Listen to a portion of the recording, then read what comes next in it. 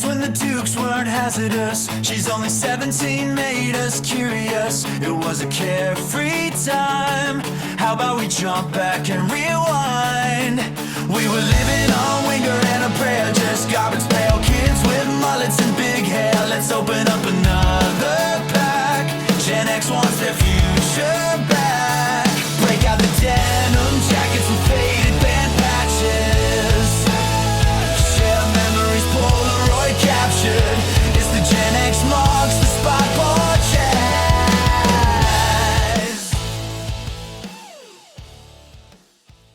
Welcome, everyone, to the Gen X Marks the Spot podcast. For the past 2 weeks, I have been saying how Gen X has left its mark on society with big hair, combat boots, flannel shirts, you name it.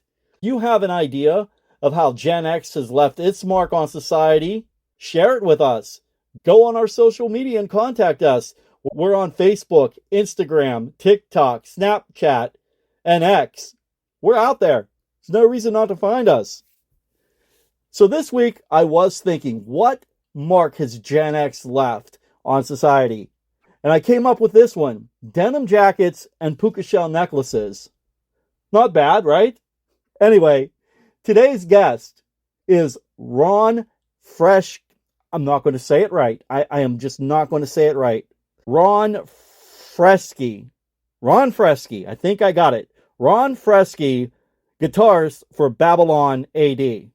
When I had the opportunity to interview Ron, I jumped right at it because way back in 1992, my senior year of high school, Babylon A.D.'s sophomore album, Sacred Ground, was released. And for me, that was a turning point, not so much in musical taste, but in what I liked. And the reason for that is I was more into the hair band scene with Poison and such like that. But Babylon A.D.'s Sacred Ground album, man, hard rock, a little bit of heavy metal, a little bit of blues. It did it for me. It changed how I thought of music. It showed me that I could break away from that hair metal scene. So today, we're going to talk about the album Sacred Ground and the new album Babylon A.D. has out called When the World Stops. And let me tell you, I listened to it from head to toe, and it's kick-ass. I don't know if it's going to top Sacred Ground for me or not, but it's close. We're also going to talk to Ron about how Babylon A.D. came up with its name, how it's important to support musicians, and any possible tours coming up. And also, before I forget, I'm your host, Joe Augustine. Let's get to my interview with Ron Freschi. Yeah, Freschi.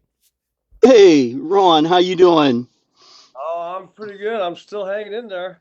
Nice. I'm only calling you Ron because I've been afraid for 30 plus years that I've always been mispronouncing your last name.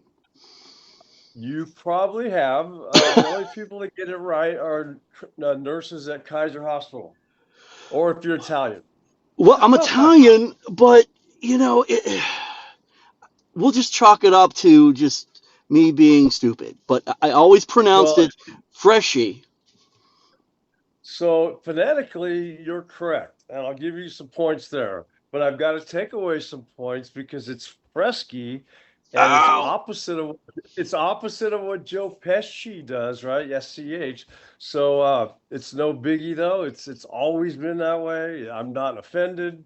Well, maybe a little bit, but I'll put that in the back. I'll tuck that one away.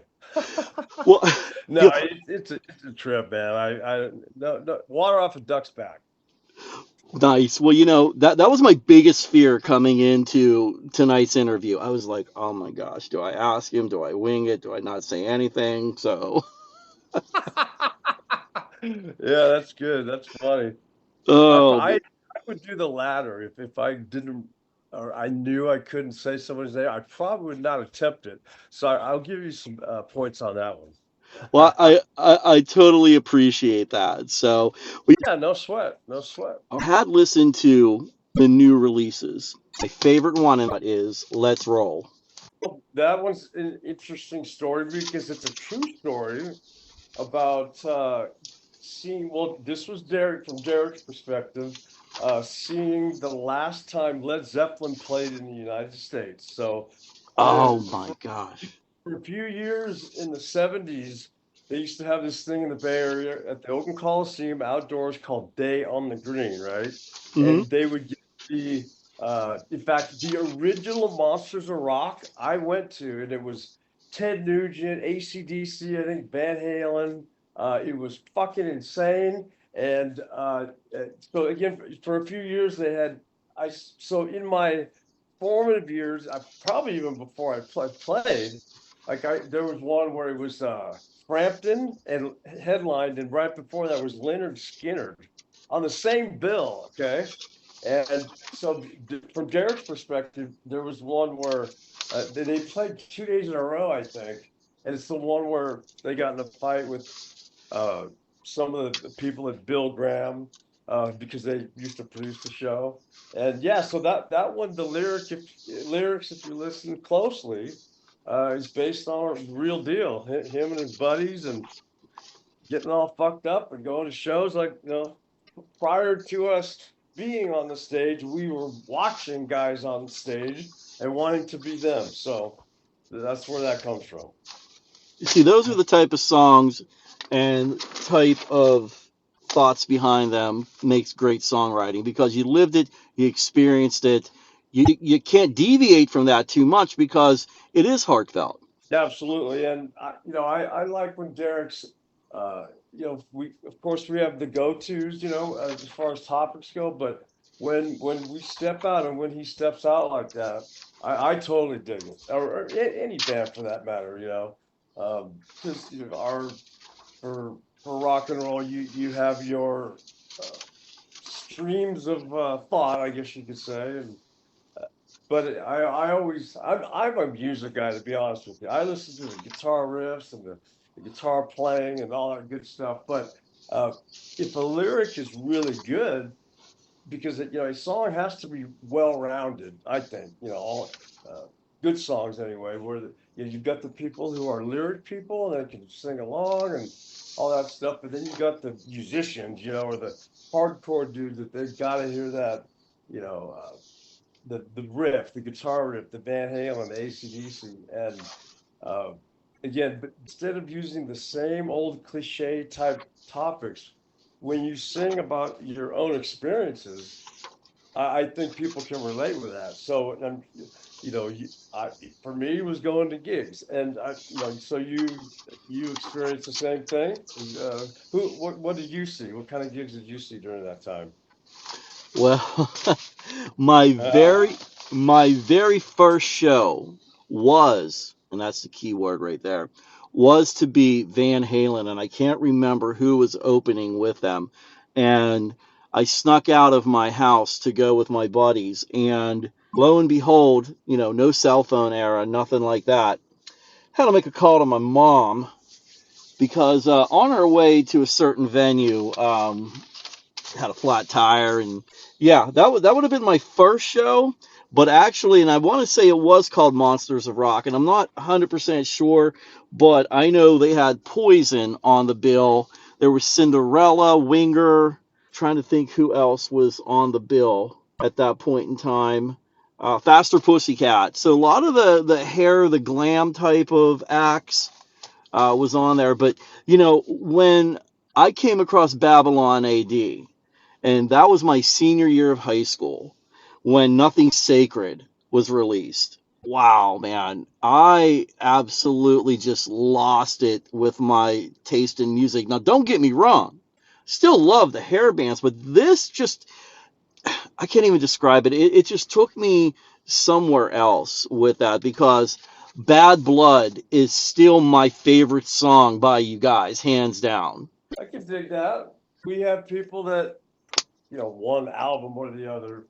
We do have people that say they favor nothing sacred over the first one, but then we have the hardcore people that are hands down number one and all that stuff. But regardless, we love it. We love it. The fact that all these years later that we're still that I'm doing this interview with you that people still want to see us play. I mean it's kind of it's bizarre actually. We went to England and Greece last month, and killer crowds, people going insane that, from the UK that had never had a chance to see us, and Greece. Oh my, wow. So to be able to do this and to have people bring up songs from back then, that's a blessing, man. You really gotta. We don't take this for granted. We really don't. We talk about it all the time. We're lucky that we were able to do it the first time, and to swing back and still be able to do it. And I don't care what level of success doesn't, money, none of that stuff matters. What matters is that we're still able to, hang around and play music and write, and, come up with some new music and be able to go out and play, and people still want to come see us play. You really got to pinch yourself and say, wow, this is fucking cool. You know what I mean? Oh, dude, absolutely. I mean, I don't want to be a fanboy, okay? And but I'm sorry, okay, because Let it go, literally, man. Let it go. Have fun. Have fun. I well, won't think anything different of you. but I'm a fanboy, okay? Even Okay, though I couldn't pronounce your name right, I'm still a fanboy. that's all right. Next time I'm gonna pull a question on you, some obscure fact that you're gonna have to know. Okay. All right, well, All all right. right. So, what does the AD in Babylon stand for? Okay. So the story is we were named another band name prior to having Babylon, and if you know your facts, you will know that name. And so when we got signed, they said, let's not go with this. And so, we were already talking about because we knew we were gonna have to change our name, and we liked the the meaning of Babylon, even though we're not from Hollywood, we're from the Bay Area, modern day Babylon, but just what Babylon was, this city of debauchery and sin and all that. It went well, but there was this band in Chicago that I guess had copywritten the name. So instead of being total dicks, we were able to buy them out, but we had to put on the AD. Now, if you want to use that historically, and people think it's after death, right? And that's what I was thinking the It's whole not. time. Even when you refer to history, AD does not mean after death or after Jesus or whatever. It means Anno Domini, the year of the Lord. So we're not saying that the AD is Anno Domini. We're saying this is the modern day Babylon. This we are the band that is the representation of that, but in the modern age. I guess that's the interpretation that we went with back then, and it still holds true now. When I was thinking about just the name Babylon, and to me it always meant like, well, what you said, of course, but I always had the idea of like it was like gate of the god, and Right.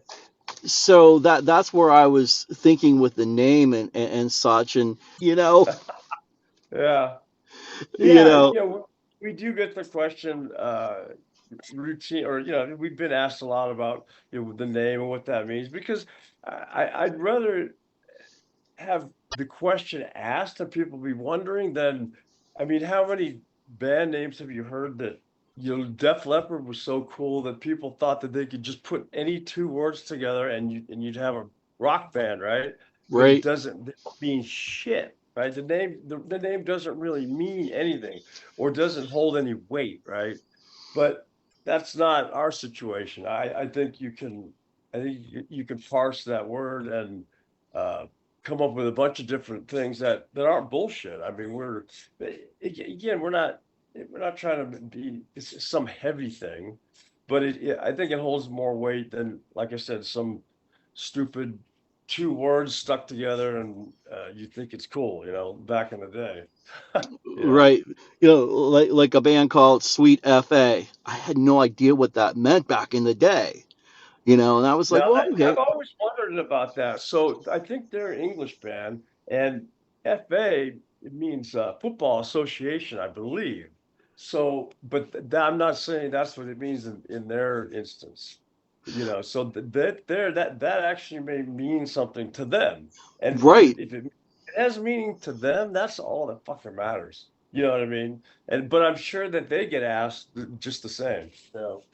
Yeah, because and then I seen going back to that Sweet FA, Babylon AD, and I was just like, what does all this mean? Didn't have Google to, check it out and everything. So Yeah. I'm glad you told me about that. That's wow. And if I'm right, you guys were called the Persuaders beforehand, right? Very good. I'll give you some more points. You are correct. Now that actually came from the other guitar player had an Explorer guitar that we had painted by this girl who's huge now down in LA, good friend of ours. She painted it up for me, but he had a guitar called the Persuader. Now I'm not sure where that name came from, but we just decided to roll that into the name of the band. And I don't believe it was anything heavy, even back then. It kind of sounds kind of poppy, if you ask me. And that's why they made us change it. And there were, dumb shits, kids that we were. There's a band, an a cappella band I'm not sure where they're from, but a Motown band that's called the Persuaders. And we're just lucky we didn't get our asses suit off, you know? Right? Yeah, Oh, yeah. That's why they made us change it because we didn't. I think a band makes the name, not the other way around. So you could have stupid the Persuaders, it didn't hurt us, when people coming out to see us play. But if you looked at it, you might not know that it's a hard rock band. But that's the only thing. And as far as when Arista it made us change it. It was more of that, you've got to do it right and have all your ducks in a row as far as what the band is all about and the name and all that good stuff. so let's talk a little bit right now about your new album. Okay. Do we still call Mhm. it albums? I'm so old school. I still call it albums. That's fine, and we need to keep doing that because I would not be talking to you if people weren't into actually buying the album, the vinyl, the disc, the record, the CD, and even though it might be out of style or out of date, and yeah, you can get on and download anything for free. For us, no, I don't care what age you are to be thinking about physical media and being able to open up the liner notes and touch it, Oh, feel it, and read the lyrics and read facts about the band that you would never know, right?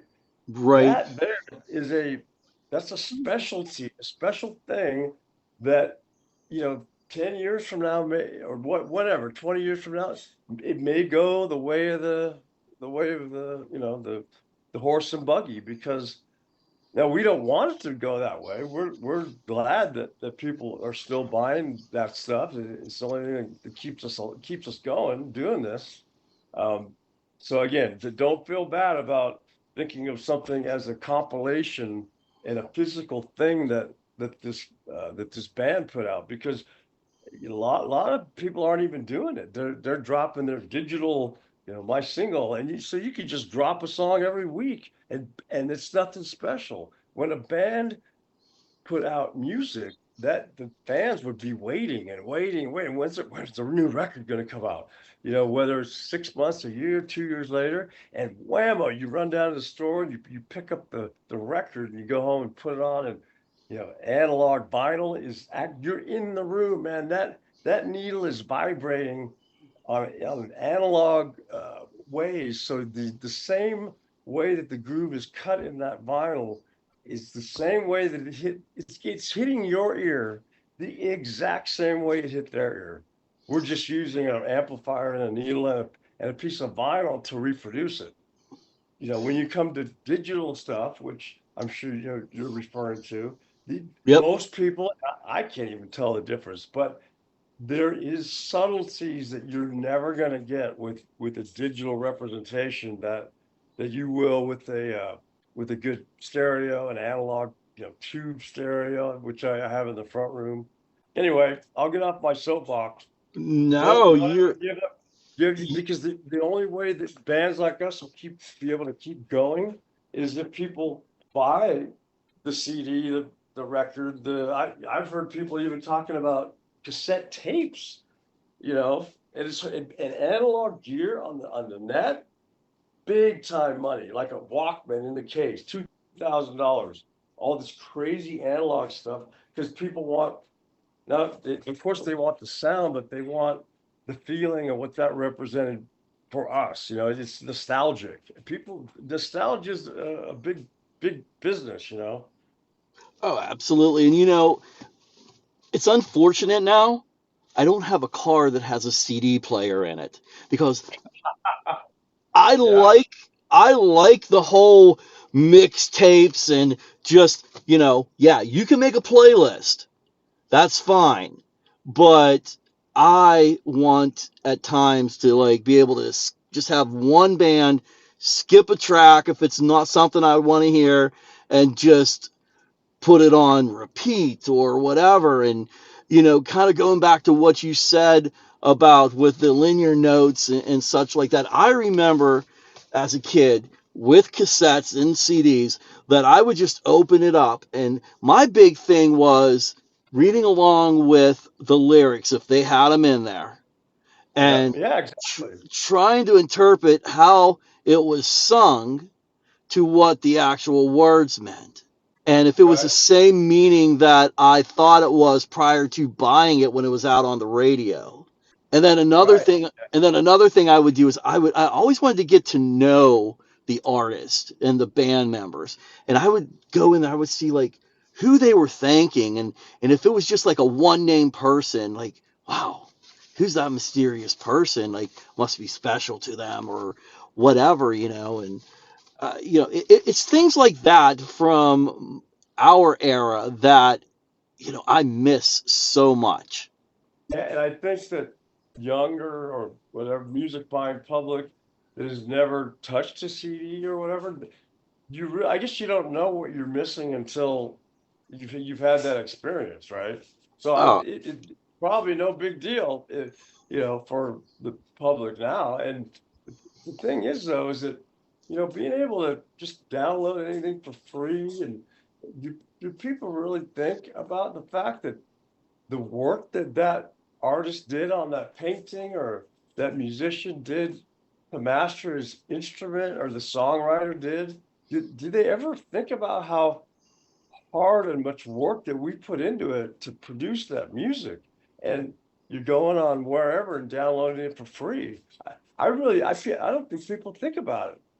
no, How damaging it has been. Now, the model is completely different. We're in a different world, and modern day streaming people are probably laughing at me right now, thinking, go back to the olden age. But think about it. I mean, would you walk in and pick up somebody's painting that they did and just walk out the store? No, you would no, not.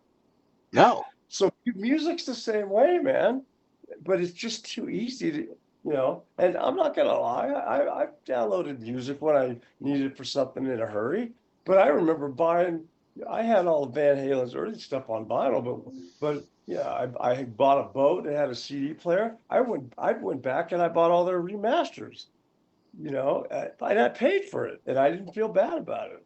Again, I feel strongly about that, and I can definitely go off on on that shit. Hey, you I cannot even argue that point with you because I'm backing you 100% on that. And that honestly, that was something I never thought about until you actually mentioned about the passion that the artist put into it, the band put into it, and yeah, we overlook that. Yeah, Yeah. yeah. I mean, we're not talking hundreds of hours here. We're talking thousands of hours, thousands of collective hours and traveling that we did to go out and to produce that music, whether it was live or in the studio. I mean, if I started playing guitar at 13 and you add up all the hours that I put into becoming what I am now, we're talking thousands of fucking hours. Now, I didn't want to get paid for it then, and I don't expect to get paid for it now unless I produce something that's worthy. Again, if someone again painted something or did something in the art realm, you were in a store, would you pick that up and walk out of the store without acknowledging that person or paying a fucking dollar for it? No, No, you absolutely not. most No. people would not, but when they download a song, they don't even think about what's happening. And I couldn't tell you. I've done any numbers on, oh, I guess it's just the way it's done now. You really got to look at, you're paying $400 to go see that person because you stole their music. Right? Whoa. Yeah. Dude. Okay. When we used to go out and see bands play or big Yeah. time, I mean, Day on the Green was like $12. Yeah. Okay. So this the model is and it's upside down from when we were younger. And I couldn't tell you, the differential in time. And I mean, I know that, our first record it came out on vinyl and cassette. Nothing Sacred never came out on vinyl. It came out on CD and cassette. So we were right at the precipice of digital, it's analog to digital. We it just happened to be that we were at that time period. And the digital age brought in things that we could never have predicted. And don't get me wrong, you and I wouldn't be speaking if not for that technology. We wouldn't be able to put out this music without a lot of this technology. I work in the IT field.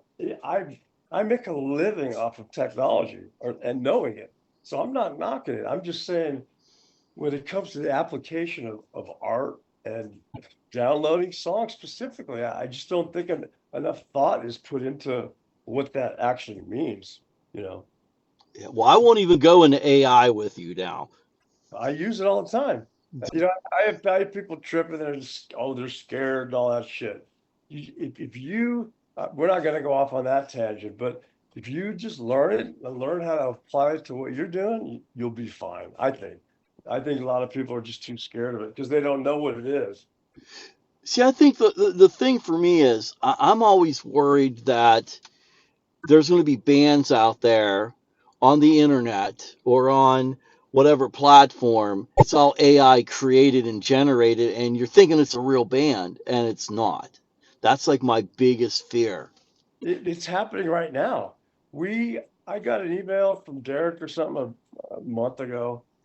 Somebody from, I think, Asia put out a link, and in that one web page, it was Vinnie Vincent, Babylon A.D. new single. Now, how it was rated to Vinnie Vincent, I have no idea, but it was AI bullshit that some person was putting together and stealing our name. And I think, I mean, there's only so much you can do if they're in another country, but that is, you've got to keep your eyes rolled down to the world right now. I mean, you should anyway, but the AI thing, yes, it's an unknown. It can be scary, and it's gonna figure out how to do bad things. But you know who the worst of it is? The fucking human who told it to do that bad thing. So that's where the 100%. problem lies. That's where the problem lies right there. And Right. Now we got about 10 minutes left for the interview. Anything you want to plug out there while I got you here? we're talking about the new record, so I'm good with that. Real quick, out of the albums that you've done, which one's your favorite? That's an impossible question. I can say a group of them that are my favorite. I mean, obviously our first record, it was making my first record was an incredible experience. And even to this day, it's one of the greatest things that you can do. I love it. I wish I could do it 24/7, in the studio with all the technology and all that stuff. So of course, number one, that's first record. I'm proud of what we did for Rome, and of course what we do now. And I guess nothing's sacred. So those four for me are going to carry more weight. The ones in the middle, we were learning how to put music out by ourselves. and it's not cheap, so the sound may not have been perfect and this and that, but we always cared about that they were good songs, but as far as my favorites, I guess you say the first two and the last two. How's that? That works.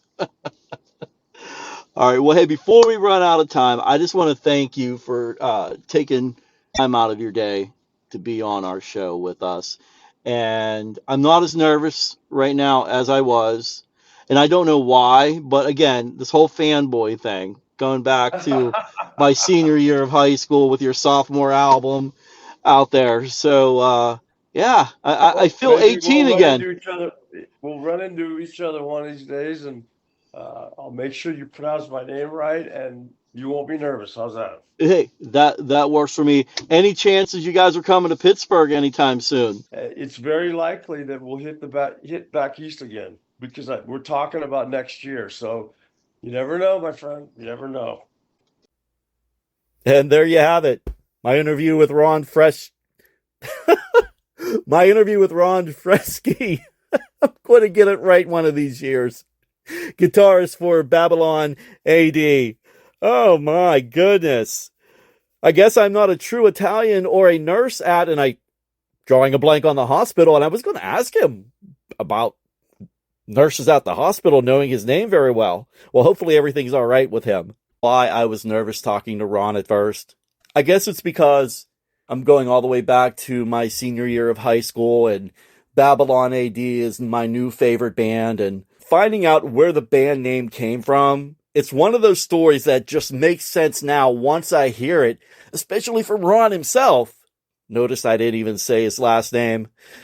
Babylon A.D., it's gritty, it's got that late 80s edge, and it perfectly captures what the band was going for. I'll admit, yeah, I'm a fanboy. I was then, I am now.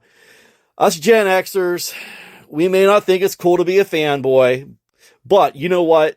I think being a fanboy is exactly what keeps music alive. It's that passion, that enthusiasm, that willingness to geek out over a great riff, a great guitarist, killer vocals, killer chorus. That's what connects us music lovers. So yeah, I'm a fanboy of Babylon A.D., and I'm not ashamed to say it. Also, if you haven't checked out their new album, When the World Stops, it's available now.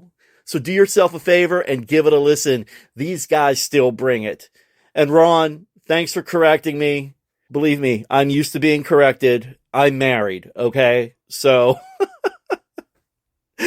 I may have scored points with you, but I surely don't score points with my wife. So yeah, I'm pretty well trained at this point. Thank you, Ron, from Babylon A.D. for being on Gen X Marks the Spot podcast. Peace out, everyone. Props for listening.